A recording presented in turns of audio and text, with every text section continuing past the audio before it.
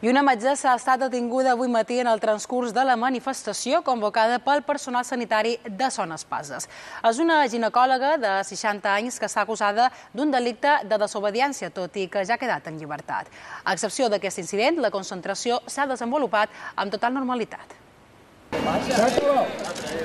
Señora, que se ha acabado, que está usted detenida. Me llevan, ¿eh? Sí que le llevan, claro que le llevan. Le vamos a llevar.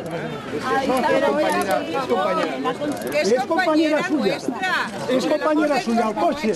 És el moment en què els agents detenien una dona per un presumpte delicte de desobediència.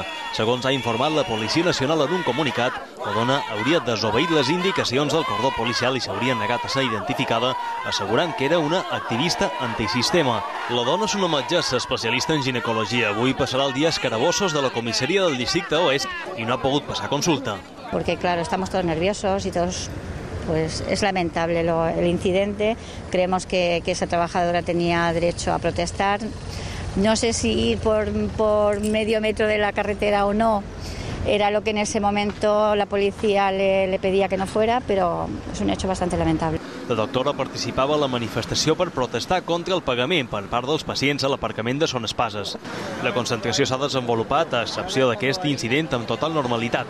Personal sanitari s'ha concentrat a les 7:30 a l'hospital i després de tallar el trànsit han caminat fins a Son Pacs i han tornat fins al lloc inicial. De fet, des de delegació de govern s'ha destacat la normalitat amb la qual ha transcorregut la manifestació la vegada que ha lamentat l'incident amb la doctora.